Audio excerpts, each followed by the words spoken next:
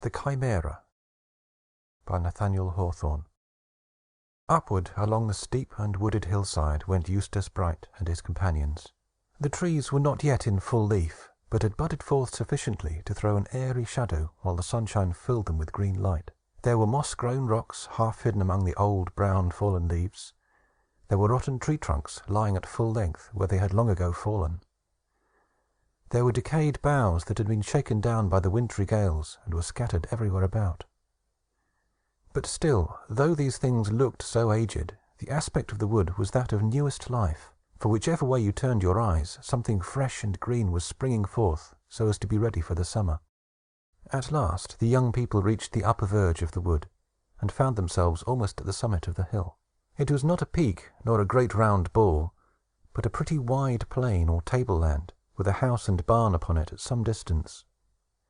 That house was the home of a solitary family, and oftentimes the clouds, whence fell the rain, and whence the snowstorm drifted down into the valley, hung lower than this bleak and lonely dwelling-place. On the highest point of the hill was a heap of stones, in the centre of which was stuck a long pole with a little flag fluttering at the end of it. Eustace led the children thither, and bade them look around and see how large a tract of our beautiful world they could take in at a glance. And their eyes grew wider as they looked. Monument Mountain, to the southward, was still in the centre of the scene, but seemed to have shrunk and subsided, so that it was now but an undistinguished member of a large family of hills. Beyond it, the Taconic Range looked higher and bulkier than before. Our pretty lake was seen, with all its little bays and inlets, but not that alone, but 2 or 3 new lakes were opening their blue eyes to the sun. Several white villages, each with its steeple, were scattered about in the distance. There were so many farmhouses, with their acres of woodland, pasture, mowing fields, and tillage, that the children could hardly make room in their minds to receive all these different objects. There, too, was Tanglewood, which they had hitherto thought such an important apex of the world. It now occupied so small a space that they gazed far beyond it and on either side, and searched a good while with all their eyes before discovering whereabouts it stood. White, fleecy clouds were hanging in the air, and threw the dark spots of their shadows here and there over the landscape. But by and by the sunshine was where the shadow had been, and the shadow was somewhere else.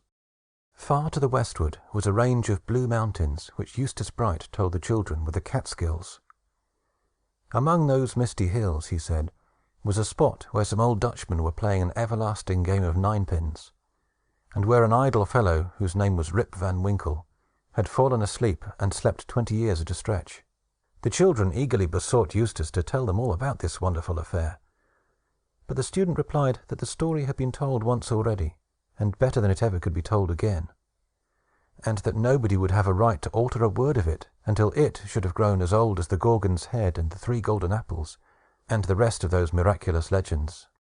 "At least," said Periwinkle, "while we rest ourselves here, and are looking about us, you can tell us another of your own stories." "Yes, Cousin Eustace," cried Primrose. "I advise you to tell us a story here. Take some lofty subject or other, and see if your imagination will not come up to it. Perhaps the mountain air may make you poetical for once. And no matter how strange and wonderful the story may be, now that we are up among the clouds, we can believe anything." "Can you believe," asked Eustace, "that there was once a winged horse?" "Yes," said saucy Primrose, "but I'm afraid you will never be able to catch him." "For that matter, Primrose," rejoined the student, "I might possibly catch Pegasus and get upon his back, too, as well as a dozen other fellows that I know of. At any rate, here is a story about him.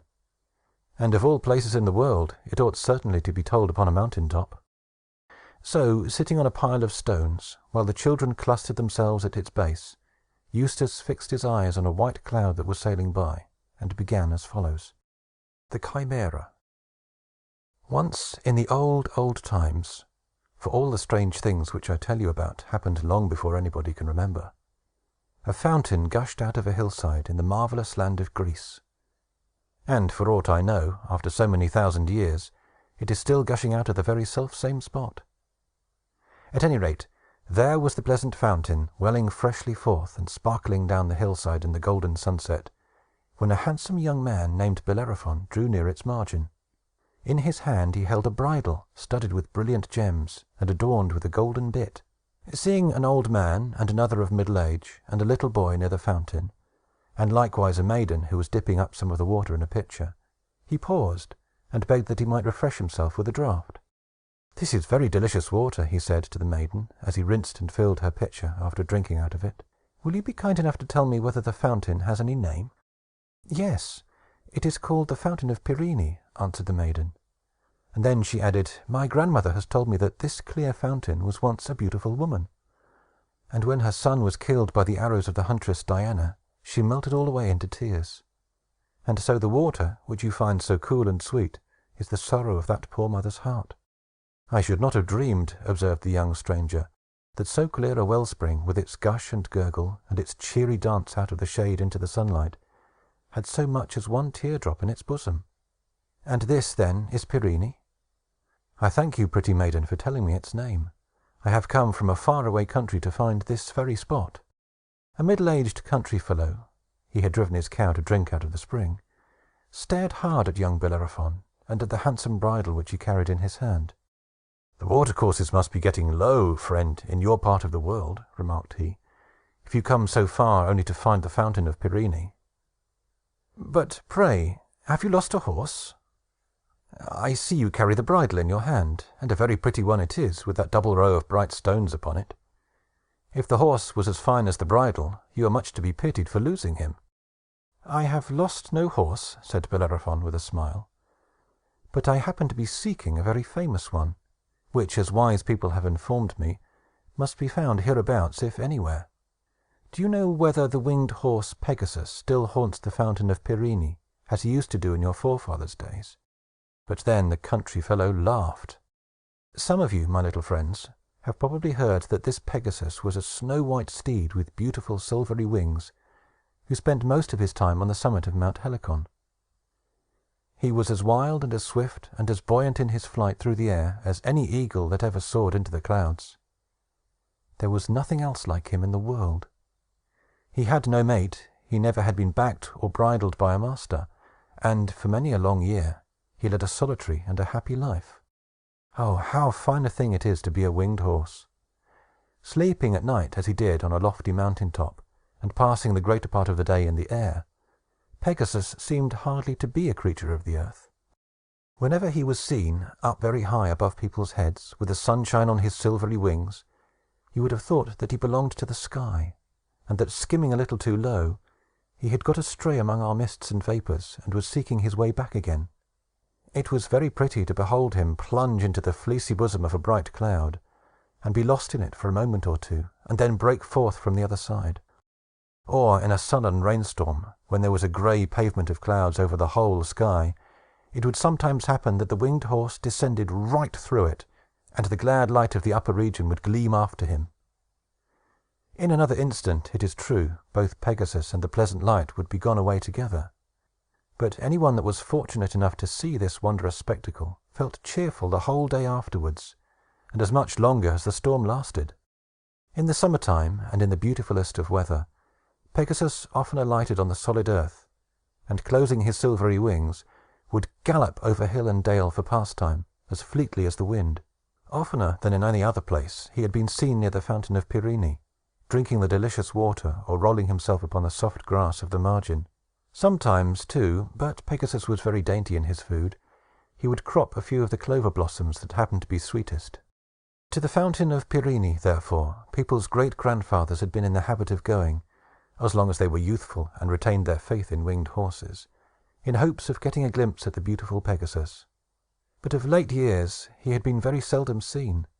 Indeed, there were many of the country folks dwelling within half an hour's walk of the fountain, who had never beheld Pegasus, and did not believe that there was any such creature in existence.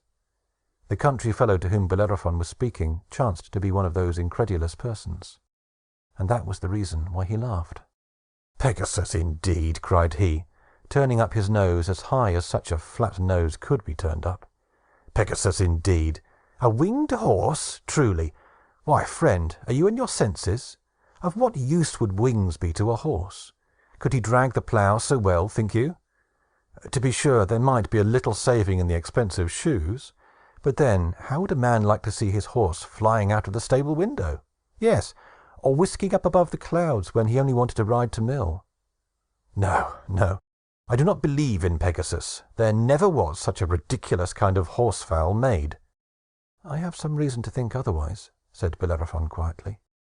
And then he turned to an old grey man, who was leaning on a staff and listening very attentively, with his head stretched forward and one hand at his ear, because for the last 20 years he had been getting rather deaf. "And what say you, venerable sir?" inquired he. "In your younger days, I should imagine you must frequently have seen the winged steed." "Ah, young stranger, my memory is very poor," said the aged man. "When I was a lad, if I remember rightly, I used to believe there was such a horse, and so did everybody else. But nowadays I hardly know what to think, and very seldom think about the winged horse at all. If I ever saw the creature, it was a long, long while ago, and to tell you the truth, I doubt whether I ever did see him. One day, to be sure, when I was quite a youth, I remember seeing some hoof tramps round the brink of the fountain. Pegasus might have made those hoof marks, and so might some other horse." "And have you never seen him, my fair maiden?"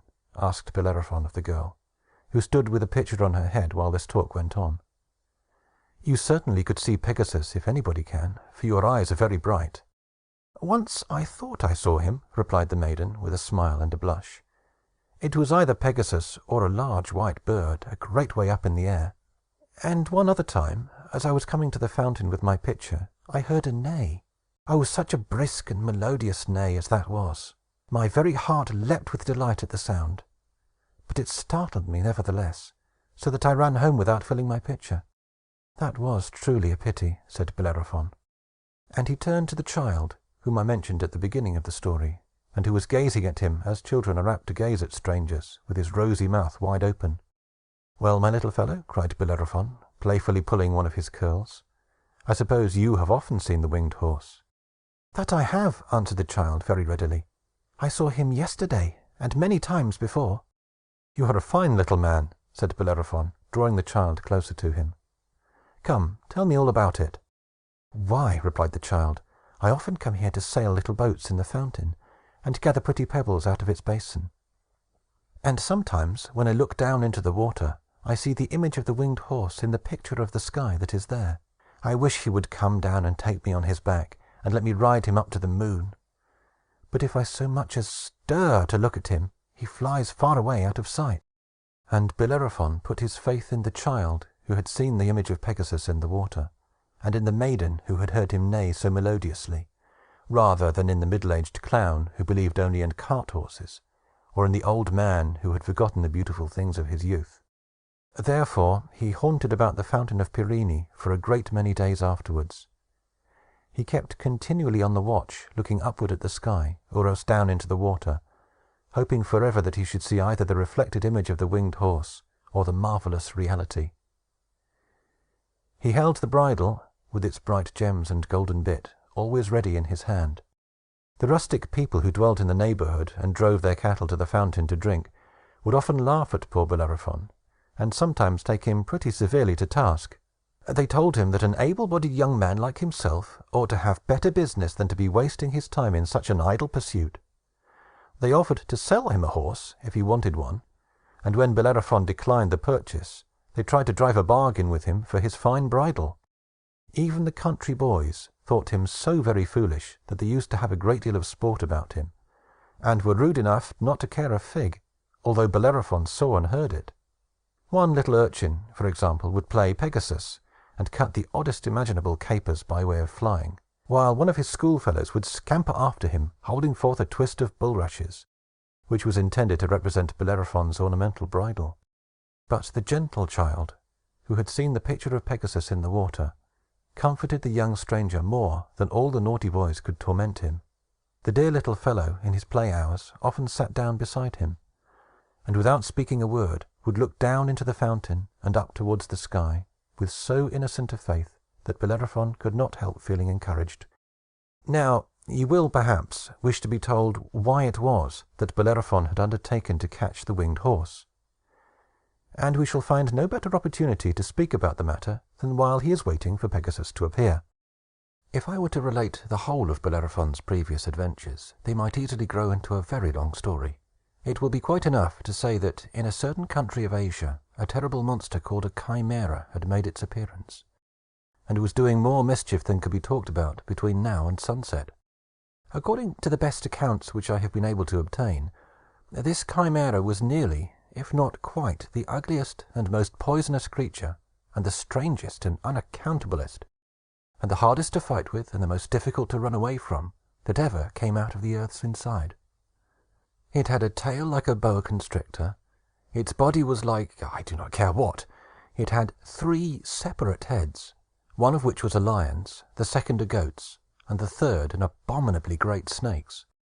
And a hot blast of fire came flaming out of each of its 3 mouths. Being an earthly monster, I doubt whether it had any wings. But wings or no, it ran like a goat and a lion, and wriggled along like a serpent, and thus contrived to make about as much speed as all the 3 together. Oh, the mischief and mischief and mischief that this naughty creature did! With its flaming breath, it could set a forest on fire, or burn up a field of grain, or, for that matter, a village with all its fences and houses. It laid waste the whole country round about, and used to eat up people and animals alive, and cook them afterwards in the burning oven of its stomach. Mercy on us, little children! I hope neither you nor I will ever happen to meet a Chimera. While the hateful beast, if a beast we can anywise call it, was doing all these horrible things, it so chanced that Bellerophon came to that part of the world on a visit to the king. The king's name was Iobates, and Lycia was the country which he ruled over. Bellerophon was one of the bravest youths in the world, and desired nothing so much as to do some valiant and beneficent deed, such as would make all mankind admire and love him. In those days, the only way for a young man to distinguish himself was by fighting battles, either with the enemies of his country, or with wicked giants, or with troublesome dragons, or with wild beasts, when he could find nothing more dangerous to encounter. King Iobates, perceiving the courage of his youthful visitor, proposed to him to go and fight the Chimera, which everybody else was afraid of, and which, unless it should soon be killed, was likely to convert Lycia into a desert. Bellerophon hesitated not a moment, but assured the king that he would either slay this dreaded Chimera, or perish in the attempt. But, in the first place, as the monster was so prodigiously swift, he bethought himself that he should never win the victory by fighting on foot. The wisest thing he could do, therefore, was to get the very best and fleetest horse that could anywhere be found. And what other horse in all the world was half so fleet as the marvelous horse Pegasus, who had wings as well as legs, and was even more active in the air than on the earth? To be sure, a great many people denied that there was any such horse with wings, and said that the stories about him were all poetry and nonsense. But, wonderful as it appeared, Bellerophon believed that Pegasus was a real steed, and hoped that he himself might be fortunate enough to find him. And, once fairly mounted on his back, he would be able to fight the Chimera at better advantage. And this was the purpose with which he had travelled from Lycia to Greece, and had brought the beautifully ornamented bridle in his hand. It was an enchanted bridle. If he could only succeed in putting the golden bit into the mouth of Pegasus, the winged horse would be submissive, and would own Bellerophon for his master, and fly whithersoever he might choose to turn therein. But, indeed, it was a weary and anxious time, while Bellerophon waited and waited for Pegasus, in hopes that he would come and drink at the fountain of Pirene. He was afraid lest King Iobates should imagine that he had fled from the Chimera. It pained him, too, to think how much mischief the monster was doing, while he himself, instead of fighting with it, was compelled to sit idly poring over the bright waters of Pirene as they gushed out of the sparkling sand. And as Pegasus came thither so seldom in these latter years, and scarcely alighted there more than once in a lifetime, Bellerophon feared that he might grow an old man, and have no strength left in his arm, nor courage in his heart, before the winged horse would appear. Oh, how heavily passes the time when an adventurous youth is yearning to do his part in life, and to gather in the harvest of his renown! How hard a lesson it is to wait! Our life is brief, and how much of it is spent in teaching us only this! Well was it for Bellerophon that the gentle child had grown so fond of him, and was never weary of keeping him company. Every morning the child gave him a new hope to put in his bosom, instead of yesterday's withered one. "Dear Bellerophon," he would cry, looking up hopefully into his face, "I think we shall see Pegasus today." And, at length, if it had not been for the little boy's unwavering faith, Bellerophon would have given up all hope, and would have gone back to Lycia, and have done his best to slay the Chimera without the help of the winged horse. And in that case, poor Bellerophon would at least have been terribly scorched by the creature's breath, and would most probably have been killed and devoured. Nobody should ever try to fight an earth-born Chimera unless he can first get upon the back of an aerial steed. One morning, the child spoke to Bellerophon even more hopefully than usual. "Dear, dear Bellerophon," cried he, "I know not why it is, but I feel as if we should certainly see Pegasus today." And all that day he would not stir a step from Bellerophon's side. So they ate a crust of bread together, and drank some of the water of the fountain. In the afternoon, there they sat, and Bellerophon had thrown his arm around the child, who likewise had put one of his little hands into Bellerophon's. The latter was lost in his own thoughts, and was fixing his eyes vacantly on the trunks of the trees that overshadowed the fountain, and on the grapevines that clambered up among their branches. But the gentle child was gazing down into the water. He was grieved, for Bellerophon's sake, that the hope of another day should be deceived, like so many before it. And 2 or 3 quiet teardrops fell from his eyes, and mingled with what was said to be the many tears of Pyrrhine, when she wept for her slain children. But when he least thought of it, Bellerophon felt the pressure of the child's little hand, and heard a soft, almost breathless whisper. "See there, dear Bellerophon, there is an image in the water." The young man looked down into the dimpling mirror of the fountain, and saw what he took to be the reflection of a bird, which seemed to be flying at a great height in the air, with a gleam of sunshine on its snowy or silvery wings. "What a splendid bird it must be," said he. "And how very large it looks, though it must really be flying higher than the clouds." "It makes me tremble," whispered the child. "I am afraid to look up into the air. It is very beautiful, and yet I dare only look at its image in the water. Dear Bellerophon, do you see that it is no bird? It is the winged horse Pegasus." Bellerophon's heart began to throb. He gazed keenly upward, but could not see the winged creature, whether bird or horse, because just then it had plunged into the fleecy depths of a summer cloud. It was but a moment, however, before the object reappeared, sinking lightly down out of the cloud, although still at a vast distance from the earth. Bellerophon caught the child in his arms, and shrank back with him, so that they were both hidden among the thick shrubbery which grew all around the fountain. Not that he was afraid of any harm, but he dreaded lest, if Pegasus caught a glimpse of them, he would fly far away, and alight in some inaccessible mountain top. For it was really the winged horse. After they had expected him so long, he was coming to quench his thirst with the water of Pyrrhine. Nearer and nearer came the aerial wonder, flying in great circles, as you may have seen a dove when about to alight. Downward came Pegasus in those wide, sweeping circles, which grew narrower and narrower still, as he gradually approached the earth. The nigher the view of him, the more beautiful he was, and the more marvelous the sweep of his silvery wings. At last, with so light a pressure as hardly to bend the grass about the fountain, or imprint a hoof-tramp in the sand of its margin, he alighted, and, stooping his wild head, began to drink. He drew in the water with long and pleasant sighs, and tranquil pauses of enjoyment, and then another draught, and another, and another. For nowhere in the world, or up among the clouds, did Pegasus love any water as he loved this of Pyrrhine.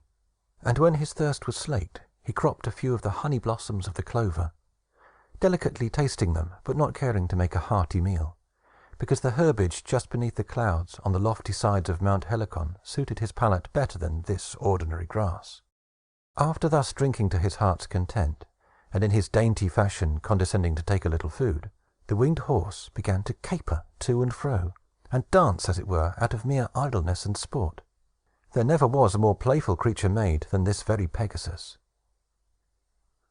So there he frisked, in a way that it delights me to think about, fluttering his great wings as lightly as ever did a linnet, and running little races, half on earth and half in air, and which I know not whether to call a flight or a gallop. When a creature is perfectly able to fly, he sometimes chooses to run, just for the pastime of the thing. And so did Pegasus, although it cost him some little trouble to keep his hoofs so near the ground. Bellerophon, meanwhile, holding the child's hand, peeped forth from the shrubbery, and thought that never was any sight so beautiful as this, nor ever a horse's eyes so wild and spirited as those of Pegasus. It seemed a sin to think of bridling him and riding on his back.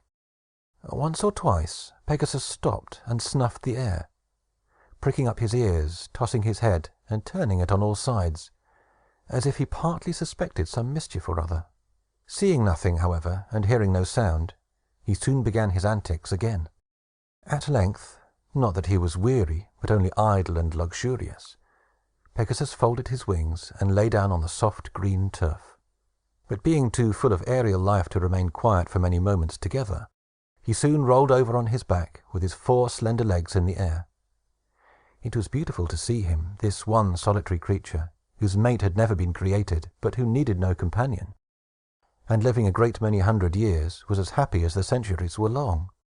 The more he did such things as mortal horses are accustomed to do, the less earthly and more wonderful he seemed. Bellerophon and the child almost held their breath, partly from a delightful awe, but still more because they dreaded lest the slightest stir or murmur should send him up with the speed of an arrow flight into the farthest blue of the sky. Finally, when he had had enough of rolling over and over, Pegasus turned himself about, and indolently, like any other horse, put out his 4 legs in order to rise from the ground. And Bellerophon, who had guessed he would do so, darted suddenly from the thicket, and leapt astride of his back. Yes! There he sat, on the back of the winged horse! But what a bound did Pegasus make, when for the first time he felt the weight of a mortal man upon his loins! A bound, indeed! Before he had time to draw breath, Bellerophon found himself 500 feet aloft, and still shooting upward, while the winged horse snorted and trembled with terror and anger. Upward he went, up, up, up, until he plunged into the cold, misty bosom of a cloud, at which, only a little while before, Bellerophon had been gazing, and fancying it a very pleasant spot. Then again, out of the heart of the cloud, Pegasus shot down like a thunderbolt, as if he meant to dash both himself and his rider headlong against a rock. Then he went through about 1,000 of the wildest caprioles that had ever been performed either by a bird or a horse. I cannot tell you half that he did. He skimmed straight forward and sideways and backward. He reared himself erect, with his 4 legs on a wreath of mist, and his hind legs on nothing at all. He flung out his heels behind, and put down his head between his legs, with his wings pointing right upward. At about 2 miles height above the earth, he turned a somersault, so that Bellerophon's heels were where his head should have been, and he seemed to look down into the sky instead of up. He twisted his head about, and looking Bellerophon in the face, with fire flashing from his eyes, made a terrible attempt to bite him. He fluttered his pinions so wildly that one of his silver feathers was shaken out, and, floating earthward, was picked up by the child, who kept it as long as he lived in memory of Pegasus and Bellerophon. But the latter, who, as you may judge, was as good a horseman as ever galloped, had been watching his opportunity, and at last clapped the golden bit of the enchanted bridle between the winged steed's jaws. No sooner was this done than Pegasus became as manageable as if he had taken food all his life out of Bellerophon's hand. To speak what I really feel, it was almost a sadness to see so wild a creature grow suddenly so tame, and Pegasus seemed to feel it so likewise. He looked round to Bellerophon with the tears in his beautiful eyes, instead of the fire that so recently flashed from them. But when Bellerophon patted his head, and spoke a few authoritative, yet kind and soothing words, another look came into the eyes of Pegasus, for he was glad at heart, after so many lonely centuries, to have found a companion and a master. Thus it always is with winged horses, and with all such wild and solitary creatures. If you can catch and overcome them, it is the surest way to win their love. While Pegasus had been doing his utmost to shake Bellerophon off his back, he had flown a very long distance. They had come within sight of a lofty mountain by the time the bit was in his mouth. Bellerophon had seen this mountain before, and knew it to be Helicon, on the summit of which was the winged horse's abode. Thither, after looking gently into his rider's face, as if to ask leave, Pegasus now flew, and alighting, waited patiently until Bellerophon should please to dismount. The young man, accordingly, leapt from his steed's back, but still held him fast by the bridle. Meeting his eyes, however, he was so affected by the gentleness of his aspect, and by the thought of the free life which Pegasus had heretofore lived, that he could not bear to keep him a prisoner, if he really desired his liberty. Obeying this generous impulse, he slipped the enchanted bridle off the head of Pegasus, and took the bit from his mouth. "Leave me, Pegasus," said he. "Either leave me or love me." In an instant, the winged horse shot almost out of sight, soaring straight upward from the summit of Mount Helicon. Being long after sunset, it was now twilight on the mountain top, and dusky evening all over the country round about. But Pegasus flew so high that he overtook the departed day, and was bathed in the upper radiance of the sun. Ascending higher and higher, he looked like a bright speck, and at last could no longer be seen in the hollow waste of the sky, and Bellerophon was afraid that he should never behold him more. But while he was lamenting his own folly, the bright speck reappeared, and drew nearer and nearer, until it descended lower than the sunshine. And behold, Pegasus had come back! After this trial, there was no more fear of the winged horse's making his escape. He and Bellerophon were friends, and put loving faith in one another. That night they lay down and slept together, with Bellerophon's arm about the neck of Pegasus, not as a caution, but for kindness. And they awoke at peep of day, and bade one another good morning, each in his own language. In this manner, Bellerophon and the wondrous steed spent several days, and grew better acquainted, and fonder of each other all the time. They went on long aerial journeys, and sometimes ascended so high that the earth looked hardly bigger than the moon. They visited distant countries, and amazed the inhabitants, who thought that the beautiful young man on the back of the winged horse must have come down out of the sky. 1,000 miles a day was no more than an easy space for the fleet Pegasus to pass over. Bellerophon was delighted with this kind of life, and would have liked nothing better than to live always in the same way, aloft in the clear atmosphere, for it was always sunny weather up there, however cheerless and rainy it might be in the lower region. But he could not forget the horrible Chimera, which he had promised King Iobates to slay. So, at last, when he had become well accustomed to feats of horsemanship in the air, and could manage Pegasus with the least motion of his hand, and had taught him to obey his voice, he determined to attempt the performance of this perilous adventure. At daybreak, therefore, as soon as he unclosed his eyes, he gently pinched the winged horse's ear, in order to arouse him. Pegasus immediately started from the ground, and pranced about 1/4 mile aloft, and made a grand sweep around the mountain top, by way of showing that he was wide awake, and ready for any kind of an excursion. During the whole of this little flight, he uttered a loud, brisk, and melodious neigh, and finally came down at Bellerophon's side as lightly as ever you saw a sparrow hop upon a twig. "Well done, dear Pegasus! Well done, my sky skimmer!" cried Bellerophon, fondly stroking the horse's neck. "And now, my fleet and beautiful friend, we must break our fast. Today we are to fight the terrible Chimera." As soon as they had eaten their morning meal, and drank some sparkling water from a spring called Hippocrene, Pegasus held out his head of his own accord, so that his master might put on the bridle. Then, with a great many playful leaps and airy caperings, he showed his impatience to be gone, while Bellerophon was girding on his sword, and hanging his shield about his neck, and preparing himself for battle. When everything was ready, the rider mounted, and, as was his custom when going a long distance, ascended 5 miles perpendicularly, so as the better to see whither he was directing his course. He then turned the head of Pegasus towards the east, and set out for Lycia.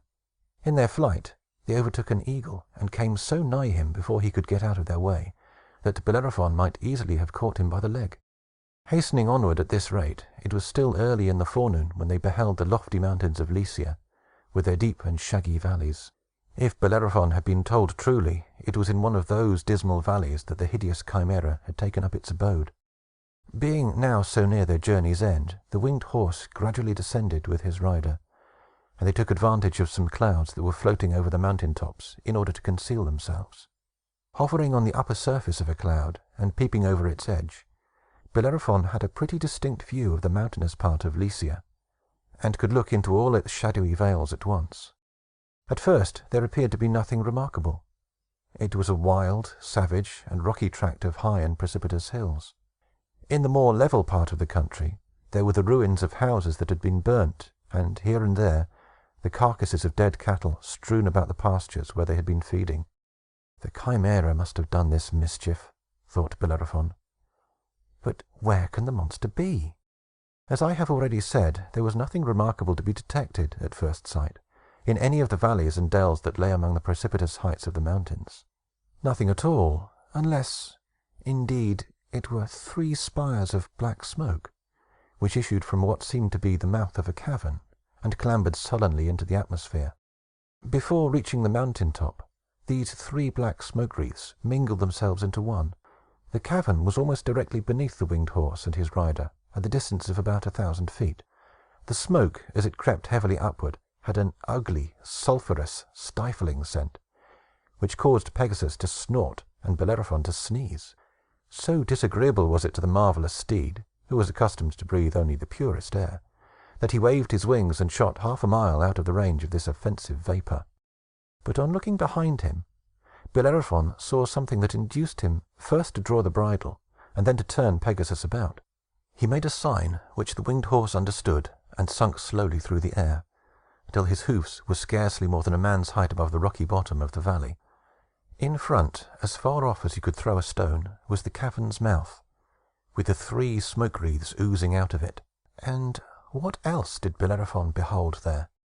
There seemed to be a heap of strange and terrible creatures curled up within the cavern. Their bodies lay so close together that Bellerophon could not distinguish them apart. But, judging by their heads, one of these creatures was a huge snake, the second a fierce lion, and the third an ugly goat. The lion and the goat were asleep. The snake was broad awake, and kept staring about him with a great pair of fiery eyes. But, and this was the most wonderful part of the matter, the 3 spires of smoke evidently issued from the nostrils of these 3 heads. So strange was the spectacle, that, though Bellerophon had been all along expecting it, the truth did not immediately occur to him, that here was the terrible 3-headed Chimera. He had found out the Chimera's cavern. The snake, the lion, and the goat, as he supposed them to be, were not 3 separate creatures, but one monster. The wicked, hateful thing! Slumbering as 2/3 of it were, it still held in its abominable claws the remnant of an unfortunate lamb, or possibly, but I hate to think so, it was a dear little boy, which its 3 mouths had been gnawing before 2 of them fell asleep. All at once, Bellerophon started as from a dream, and knew it to be the Chimera. Pegasus seemed to know it at the same instant, and sent forth a neigh that sounded like the call of a trumpet to battle. At this sound, the 3 heads reared themselves erect, and belched out great flashes of flame. Before Bellerophon had time to consider what to do next, the monster flung itself out of the cavern, and sprung straight towards him, with its immense claws extended, and its snaky tail twisting itself venomously behind. If Pegasus had not been as nimble as a bird, both he and his rider would have been overthrown by the Chimera's headlong rush, and thus the battle would have been ended before it was well begun. But the winged horse was not to be caught so. In the twinkling of an eye, it was up aloft, halfway to the clouds, snorting with anger. He shuddered, too, not with affright, but with utter disgust at the loathsomeness of this poisonous thing with 3 heads. The Chimera, on the other hand, raised itself up so as to stand absolutely on the tip end of its tail, with its talons pawing fiercely in the air, and its 3 heads spluttering fire at Pegasus and his rider. My stars, how it roared, and hissed, and bellowed! Bellerophon, meanwhile, was fitting his shield on his arm, and drawing his sword. "Now, my beloved Pegasus," he whispered in the winged horse's ear, "thou must help me to slay this insufferable monster, or else thou shalt fly back to thy solitary mountain peak without thy friend Bellerophon. For either the Chimera dies, or its 3 mouths shall gnaw this head of mine, which has slumbered upon thy neck." Pegasus whinnied, and turning back his head, rubbed his nose tenderly against his rider's cheek. It was his way of telling him that, though he had wings, and was an immortal horse, yet he would perish, if it were possible for immortality to perish, rather than leave Bellerophon behind. "I thank you, Pegasus," answered Bellerophon. "Now then, let us make a dash at the monster." Uttering these words, he shook the bridle, and Pegasus darted down aslant, as swift as the flight of an arrow, right towards the Chimera's 3-fold head, which all this time was poking itself as high as it could into the air. As he came within arm's length, Bellerophon made a cut at the monster, but was carried onward by his steed before he could see whether the blow had been successful. Pegasus continued his course, but soon wheeled round, at about the same distance from the Chimera as before. Bellerophon then perceived that he had cut the goat's head of the monster almost off, so that it dangled downward by the skin, and seemed quite dead.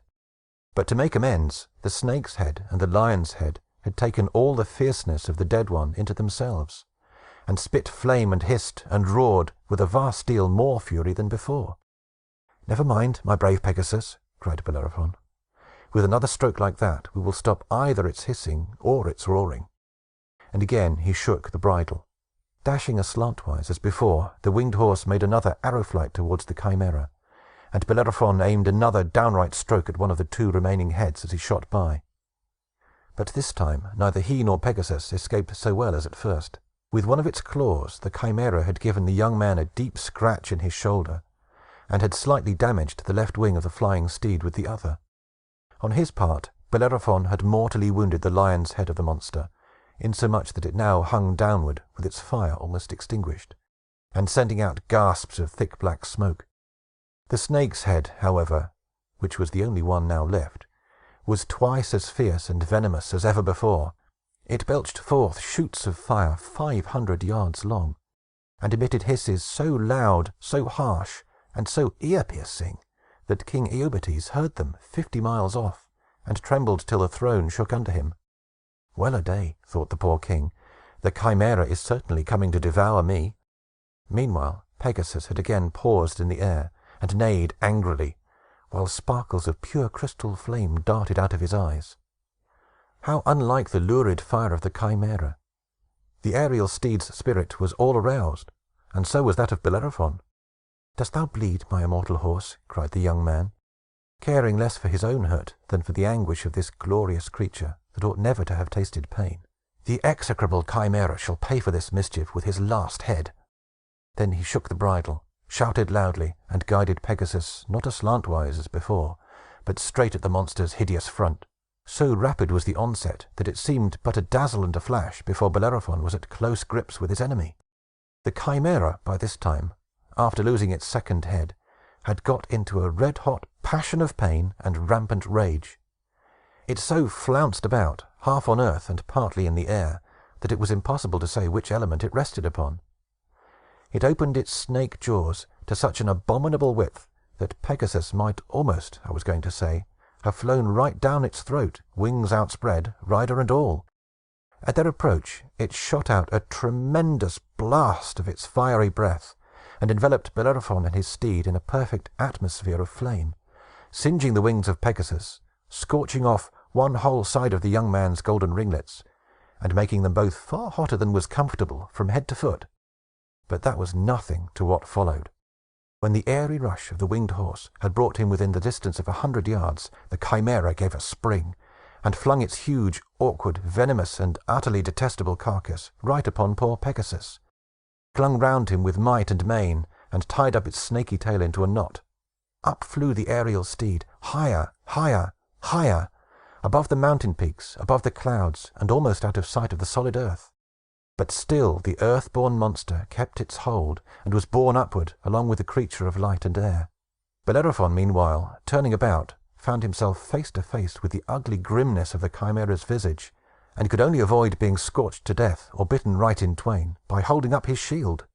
Over the upper edge of the shield he looked sternly into the savage eyes of the monster. But the Chimera was so mad and wild with pain that it did not guard itself so well as might else have been the case. Perhaps, after all, the best way to fight a Chimera is by getting as close to it as you can. In its efforts to stick its horrible iron claws into its enemy, the creature left its own breast quite exposed, and perceiving this, Bellerophon thrust his sword up to the hilt into its cruel heart. Immediately the snaky tail untied its knot. The monster let go its hold of Pegasus, and fell from this vast height downward, while the fire within its bosom, instead of being put out, burned fiercer than ever, and quickly began to consume the dead carcass.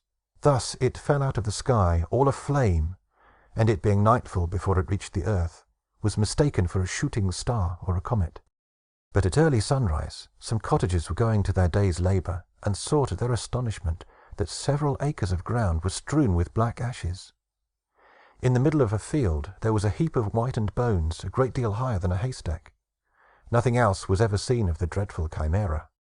And when Bellerophon had won the victory, he bent forward and kissed Pegasus, while the tears stood in his eyes. "Back now, my beloved steed," said he. back to the fountain of Pirene. Pegasus skimmed through the air quicker than ever he did before, and reached the fountain in a very short time. And there he found the old man leaning on his staff, and the country fellow watering his cow, and the pretty maiden filling her pitcher. "I remember now," quoth the old man. "I saw this winged horse once before, when I was quite a lad. But he was 10 times handsomer in those days." "I own a cart horse worth 3 of him," said the country fellow. "If this pony were mine, the first thing I should do would be to clip his wings." But the poor maiden said nothing, for she had always the luck to be afraid at the wrong time. So she ran away, and let her pitcher tumble down, and broke it. "Where is the gentle child," asked Bellerophon, "who used to keep me company, and never lost his faith, and never was weary of gazing into the fountain?" "Here am I, dear Bellerophon," said the child softly. For the little boy had spent day after day on the margin of Pirene, waiting for his friend to come back. But when he perceived Bellerophon descending through the clouds, mounted on the winged horse, he had shrunk back into the shrubbery. He was a delicate and tender child, and dreaded lest the old man and the country fellow should see the tears gushing from his eyes. "Thou hast won the victory," said he, joyfully running to the knee of Bellerophon, who still sat on the back of Pegasus. "I knew thou wouldst." "Yes, dear child," replied Bellerophon, alighting from the winged horse. "But if thy faith had not helped me, I should never have waited for Pegasus, and never have gone up above the clouds, and never have conquered the terrible Chimera. Thou, my beloved little friend, hast done it all. And now let us give Pegasus his liberty." So he slipped off the enchanted bridle from the head of the marvelous steed. "Be free forevermore, my Pegasus," cried he, with a shade of sadness in his tone. "Be as free as thou art fleet." But Pegasus rested his head on Bellerophon's shoulder, and would not be persuaded to take flight. "Well, then," said Bellerophon, caressing the airy horse, "thou shalt be with me as long as thou wilt, and we will go together forthwith and tell King Iobates that the Chimera is destroyed."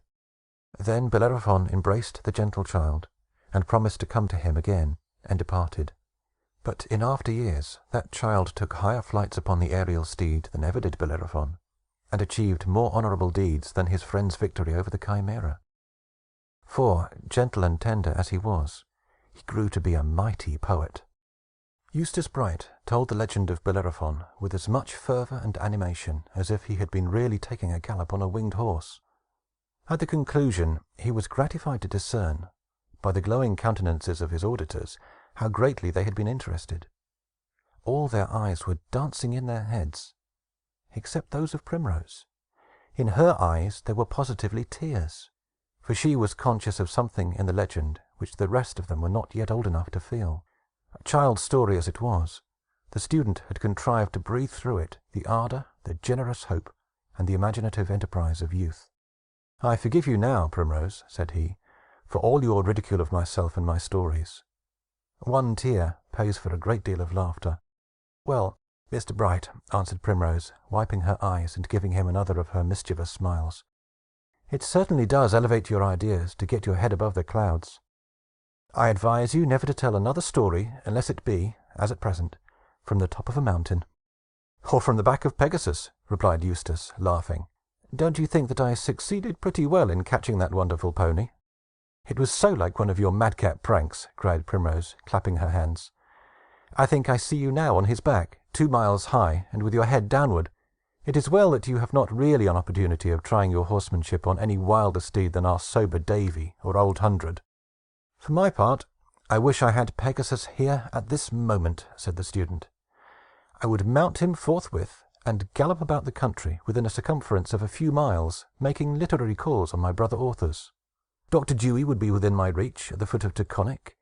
In Stockbridge, yonder, is Mr. James, conspicuous to all the world on his mountain pile of history and romance.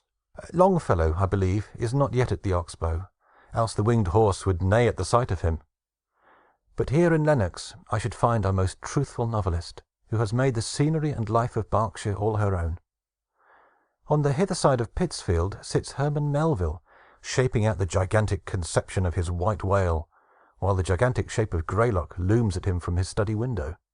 Another bound of my flying steed would bring me to the door of Holmes, whom I mention last, because Pegasus would certainly unseat me the next minute, and claim the poet as his rider. "Have we not an author for our next neighbour?" asked Primrose. "That silent man who lives in the old red house near Tanglewood Avenue, and whom we sometimes meet with 2 children at his side in the woods or at the lake. I think I have heard of his having written a poem, or a romance, or an arithmetic, or a school history, or some other kind of a book." "Hush, Primrose, hush!" exclaimed Eustace in a thrilling whisper, and putting his finger on his lip. "Not a word about that man, even on a hilltop.